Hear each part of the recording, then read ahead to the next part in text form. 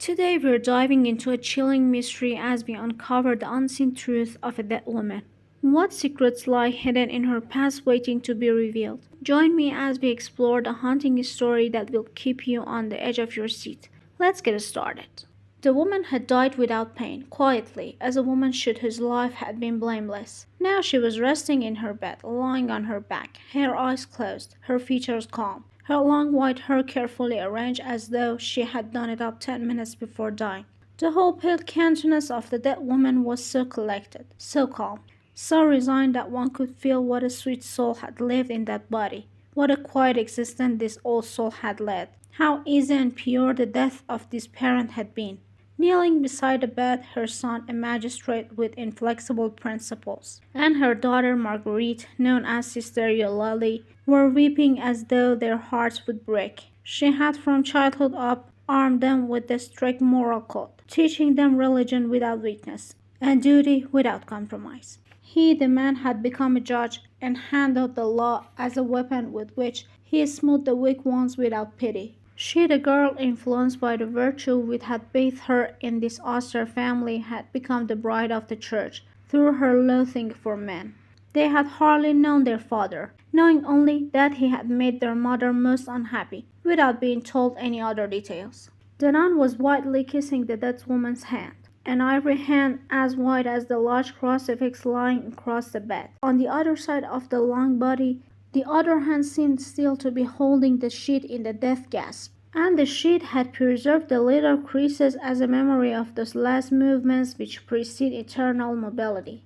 A few light taps on the door caused the two sobbing heads to look up, and the priest, who had just come from dinner, returned. He was red and out of breath from his interrupted digestion, for he had made himself a strong mixture of coffee and brandy in order to combat the fatigue of the last few nights and of the week which was beginning. He looked sad, with that assumed sadness of the priest for whom death is a breadwinner. He crossed himself and approaching with his professional gesture. "Well, my poor children, I have come to help you pass these last hours." But Sister Eulalie suddenly arose. "Thank you, Father, but my brother and I prefer to remain alone with her. This is our last chance to see her, and we wish to be together, all three of us, as we used to be when we were small and our poor mother." Grief and tears stopped her. She could not continue. Once more serene, the priest bowed, thinking of his bed. "As you wish, my children." He kneeled, crossed himself, prayed, arose, and went out quietly, murmuring she was a saint. They remained alone, the dead woman and her children. The ticking of the clock, hidden in the shadow, could be heard distinctly, and through the open window drifted in a sweet smell of hay and of woods, together with the soft moonlight. No other noise could be heard over the land except the occasional croaking of the frog or the chirping of some belated insect. An infinitive peace, a divine melancholy, a silent serenity surrounded this dead woman, seemed to be breathed out from her and to appease nature itself. Then the judge, still kneeling, his head buried in the bedclothes, cried in a voice altered by grief and deadened by the sheets and blankets, "Mama, Mama, Mama," and his sister, frantically striking her forehead against the woodwork, convulsed, twitching and trembling as in an epileptic fit, moaned, "Jesus, Jesus, Mama, Jesus," and both of them, shaken by a storm of grief, gasped and choked. The crisis slowly calmed down and they began to weep quietly, just as on the sea when a calm follows a squall. A rather long time passed and they arose and looked at their dead, and the memories, those distant memories, yesterday so dear, today so torturing, came to their minds with all the little forgotten details, those little intimate familiar details which bring back to life the one who was left. They recalled to each other circumstances, words, smiles, intonations of the mother who was no longer to speak to them.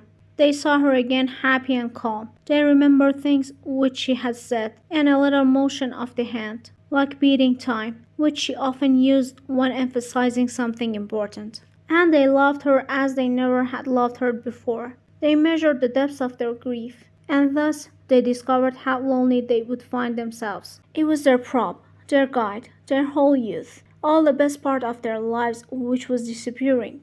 It was their bond with life, their mother, their mama, the connecting link with their forefathers, which they would thenceforth miss. They now became solitary, lonely beings. They could no longer look back. The nun said to her brother, "You remember how Mama used always to read her old letters? They're all there in that drawer. Let us in turn read them. Let us live her whole life through tonight beside her. It would be like a road to the cross, like making the acquaintance of her mother, of our grandparents, whom we never knew, but whose letters are there, and of whom she so often spoke. Do you remember?" Out of the drawer they took about 10 little packages of yellow paper, tied with care and arranged one beside the other. They threw these relics on the bed and chose one of them on which the word "Father" was written. They opened and read it. It was one of those old-fashioned letters which one finds in old family desk drawers, those epistles which smell of another century. The first one started, "My dear," another one, "My beautiful little girl," others, "My dear child," or "My dear daughter." And suddenly the nun began to read aloud, to read over to the dead woman her whole history, all her tender memories. The judge, resting his elbow on the bed, was listening with his eyes fastened on his mother. The motionless body seemed happy. Sister Eulalie, interrupting herself, said suddenly, "These ought to be put in the grave with her. They ought to be used as a shroud and she ought to be buried in it." She took another package, on which no name was written. She began to read in a firm voice, "My adored one, I love you widely. Since yesterday I have been suffering the tortures of the damned, haunted by our memories. I feel your lips against mine, your eyes in mine, your breast against mine. I love you. I love you. You have driven me mad. My arms open, I gasp, moved by a wild desire to hold you again. My whole soul and body cries out for you, wants you. I have kept in my mouth the taste of your kisses." The judge had strained himself up. The nun stopped reading. He snatched the letter from her and looked for the signature. There was none, but only under the words, "The man who adores you," the name Henry. Their father's name was René. Therefore, this was not from him. The son then quickly rummaged through the package of letters, took one out and read, "I can no longer live without your caresses." Standing erect, severe as when sitting on the bench, he looked unmoved at the dead woman. The nun, straight as a statue, tears trembling in the corners of her eyes, was watching her brother, waiting.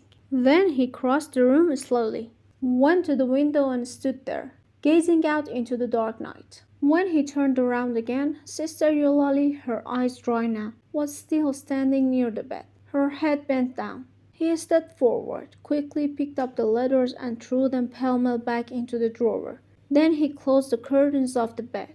When daylight made the candles on the table turn pale, the son slowly left his armchair, and without looking at the mother upon whom he had passed sentence, severing the tie that untied her to son and daughter, he said slowly, "Let us now retire, sister."